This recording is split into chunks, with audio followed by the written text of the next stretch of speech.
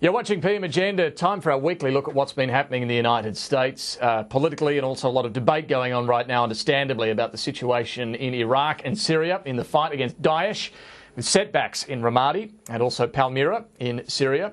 With us, Bruce Walpy, former Democrat aide in Washington, and also Malcolm Jorgensen from the US Studies Centre. Welcome to you both. Bruce, let me start with you. The setback, as it's been described by many in Iraq and certainly by the President as a tactical setback. I see the Defence Secretary, though, has been a bit more serious about what's going on there, a bit more sobering in his analysis.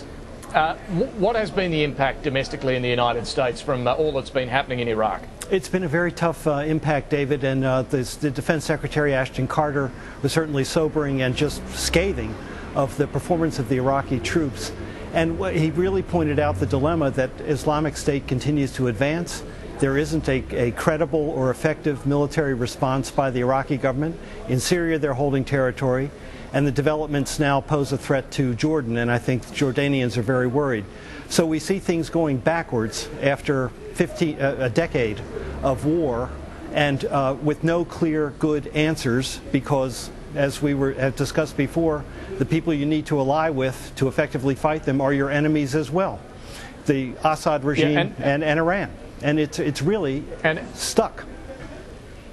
And Malcolm Jorgensen, I mean, the Defence Secretary is saying the Iraqi army doesn't seem to have the will to fight. As he rightly points out, that's not something a foreign force, be it the US or anyone else, can necessarily instill. You can give them weapons and training and money, but that will to fight is pretty important here, isn't it? Yes, absolutely. The words of the Secretary have perhaps been a little unhelpful, in that the Vice President today has to reassure Iraq that the United States is still behind the efforts there. And the President himself has tried to explain this in terms of some of the sectarian divisions that still run through the country. And so, yes, it's almost as though they're each emphasising part of the problem here, that the forces themselves haven't lived up to the expectations, but also there are these deep reasons for that can be addressed. So what are, Malcolm, to you, the varying views now amongst the political elite in the United States on the Democrat and Republican side as to whether the strategy is working and what needs to happen in Iraq? Well, the response to this has very much shown this deep divide between the Democrats and the Republicans. The Republicans, if you like, to simplify it perhaps, are really emphasised an assertive American approach to world affairs. And so John McCain, for instance, has asked for more 1,000 troops to go into the country, and that this is part of the recharacterisation by Republicans that the real problem in Iraq was really Obama's withdrawal of troops in 2011. And this plays into this characterisation of Obama as being too scared to use American power properly, to the country's detriment. The Obama administration, on the other hand, and the Democrat candidates, particularly Hillary Clinton, have really emphasised that the assertive use of American power really hasn't been a response that's been effective in this region of the world. Yeah, but Bruce Walpy, would you say that John McCain is at the more hawkish end of the Republican Party? Not all in the Republican lineup would necessarily agree we need to send in more forces. That's correct. Senator Rand Paul, for example, is opposed to sending in more forces. Jeb Bush has had to walk back some comments on Iraq and getting involved there in the first place. And as far as the Democrats are concerned, I think they are very wary. And President Obama has said the American combat role is over. So how you calibrate it between that position and having a more forceful response that will prove effective against the Islamic State campaign, that is the problem that they are facing, and it's not resolved. The President has been relatively quiet, which says to me that actually he is doing some long-term planning, and I think we will see a newer policy or a new phase of policy emerge in the next few days. But right now, it looks like a very difficult situation that does not have a future outcome. Bruce, do we know where Hillary Clinton stands on this? Because, I mean, this isn't going to be an easy issue for her either. No, it won't. And there is no stomach, certainly among Democrats, but also among Republicans, for a new all-out war in Iraq. It's very interesting. The Republican leadership has asked President Obama to withdraw his legislation to have an authorization of force against Islamic State, which means rhetoric is easy, armchair generals are easy, but finding real workable solutions that's hard, and they haven't found it yet. Let's turn to another issue. The fast-track trade approval that the President wants from Congress so that he can approve things like the Trans-Pacific Partnership, the big trade deal that Australia's looking to be a part of. Malcolm, it's gone through the Senate now, but the House of Representatives, what are your expectations as to whether it will get through there?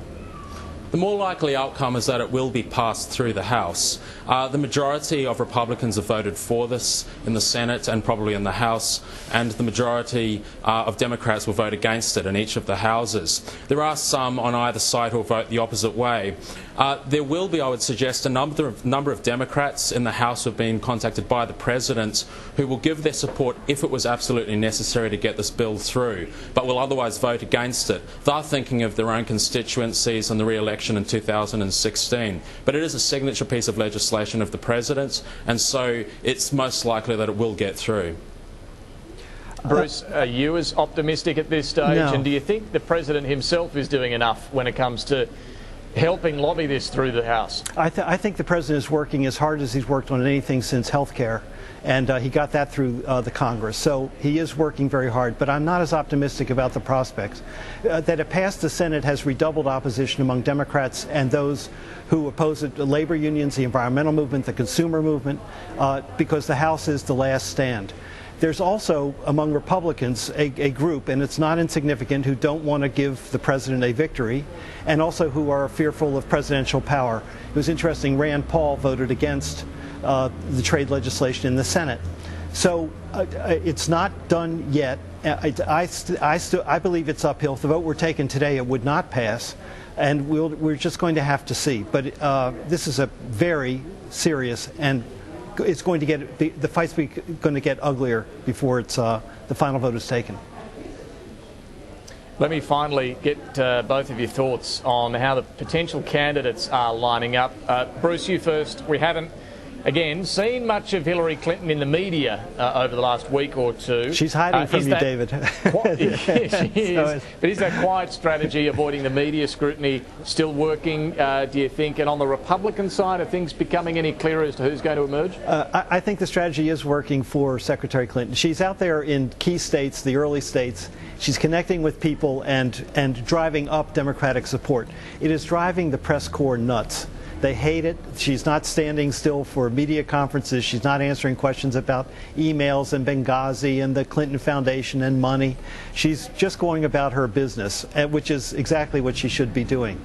On the Republican side, I just see the race as wide open. You have a dozen viable candidates who will have money, who are kind of across the conservative spectrum, and they are loaded for bear, ready to have at each other, and there is no favorite at this stage, and everyone is still viable.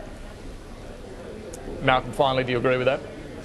Well, the example of the TPP in the case of Hillary Clinton is a good example of why she's avoiding the media. She's having to, on the one hand, acknowledge the fact that she supported this kind of authority in the past, and yet she knows that the people who are going to support her don't support this free trade deal. And so that's a good explanation of why she's staying out of the media.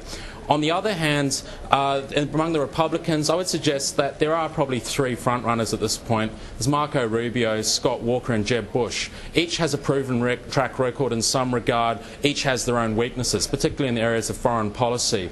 And so a lot of the other candidates will add to that race, but aren't really serious at this point. I would suggest that those three are the ones that I'll be keeping my eye on in any case. Very quickly, Carly Fiorina is doing a great job in Iowa, so keep your eye on her.